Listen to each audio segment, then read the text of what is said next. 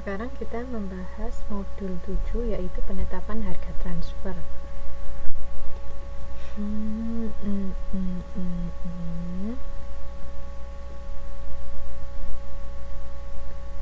Teori dasar mengenai harga transfer.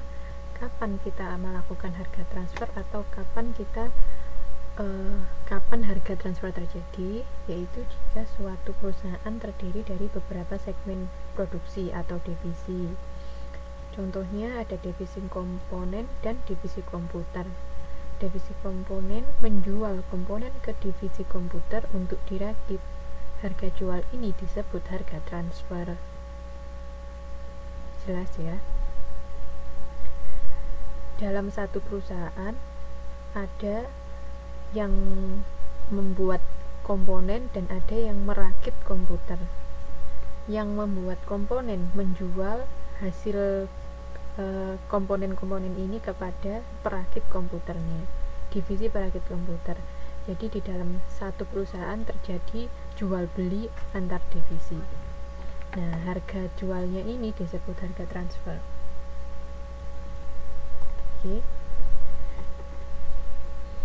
Tujuan penetapan harga transfer yaitu untuk memotivasi manajer, kemudian untuk memberikan insentif kepada manajer agar mengambil keputusan yang diharapkan sejalan dan konsisten dengan tujuan perusahaan, kemudian menyediakan basis penilaian dan penghargaan yang adil bagi manajer. Saat kita melakukan harga transfer atau menetapkan harga transfer, kita harus memperhatikan tujuan strategis perusahaan secara keseluruhan. Jadi misalnya kita menjual komponen komputer, harganya tinggi sekali sehingga yang merakit komputer ini tidak bisa beli atau bisa belinya sedikit. Nah, secara keseluruhan kan perusahaan dirugikan karena tidak bisa menghasilkan komputer semacam itu. Jadi tetap harus memperhatikan tujuan strategis perusahaan secara keseluruhan. Kemudian syarat untuk penetapan harga transfer. Manajemen pusat dari induk perusahaan akan mengukur keberhasilan divisi dari kontribusi laba divisi atau cabang kepada perusahaan secara keseluruhan. Manajer divisi harus memiliki motivasi dan pola pikir untuk mengejar laba tinggi. Divisi mempunyai otonomi dalam keputusan bisnis dan administrasi, namun kebijakan secara keseluruhan tetap dipegang oleh pusat. Jelas?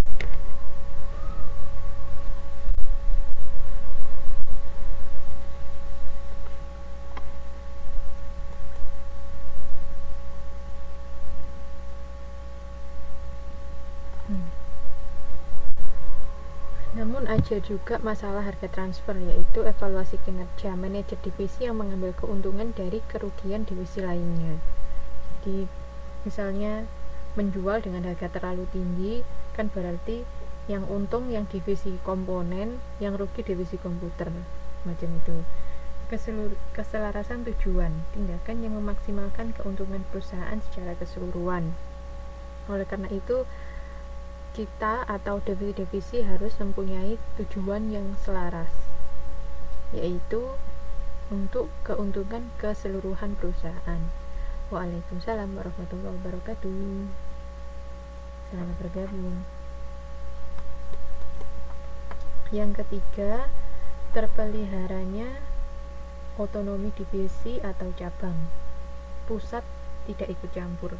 Jadi untuk masalah harga transfer ini yang menentukan adalah masing-masing divisi.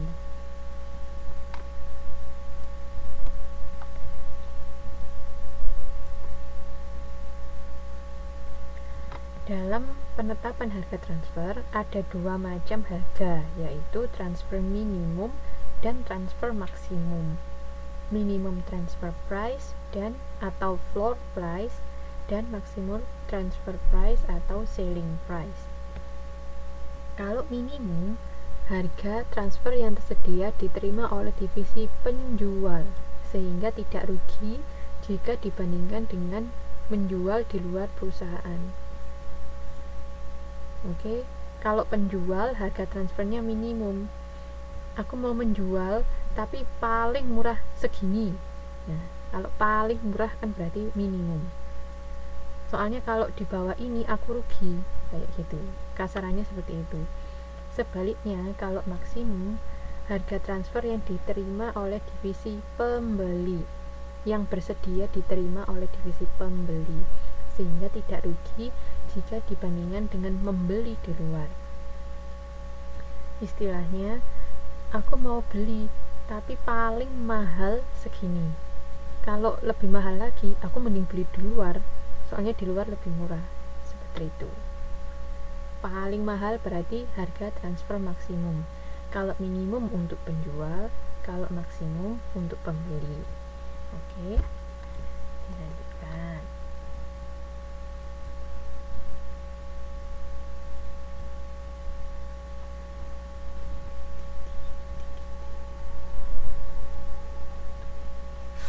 Harga transfer dalam perdagangan internasional. Ini silakan teman-teman baca langsung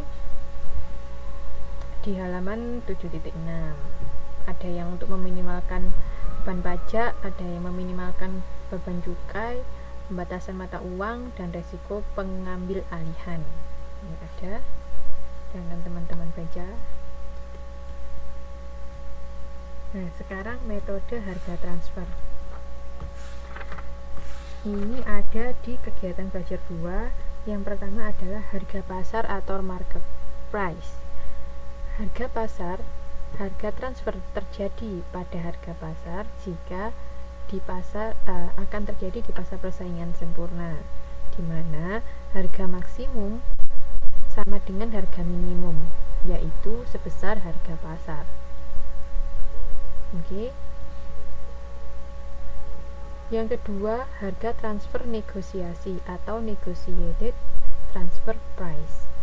Besarnya akan tergantung pada yang pertama, apakah ada kos distribusi yang dapat dihindari dalam proses transfer internal.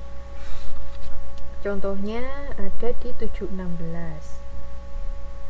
Divisi A memproduksi komponen yang dipergunakan oleh divisi B dalam produksinya. Keterangannya sebagai berikut. Kemudian divisi A mempunyai kapasitas produksi 60.000 unit.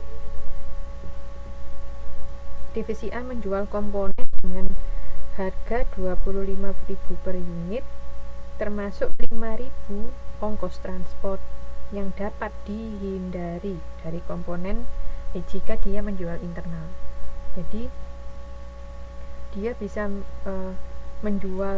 dia biasa menjual 25.000 termasuk ongkos kirim 5.000. Kalau dia menjual di luar 25.000, kalau menjual di internal di dalam perusahaan nggak pakai ongkos kirim, maka hanya 20.000 saja. Sedangkan divisi B bisa membeli barang yang sama di luar, di eksternal seharga 23.000. Nah, dalam kasus ini harga transfer maksimum bagi pembeli adalah 23.000. 23.000 ini yang bersedia dibeli oleh pembeli. Kemudian harga transfer minimum adalah 20.000 dari 25.000 harga umum dikurangi ongkos transport yang dapat dihindari sebesar 5.000. Nah, selisih 3.000 atau 23.000 maksimum price dikurangi maksimum transfer dikurangi 20.000 minimum transfer adalah rentang harga yang dapat dinegosiasi. Oke. Jika harga transfer dinegosiasi adalah 22, maka divisi A akan untung 2.000, divisi B akan untung 1.000. Karena kalau divisi A kan rencananya bisa menjual 20.000, tapi dibelinya 22.000, berarti untung. Nah, sedangkan divisi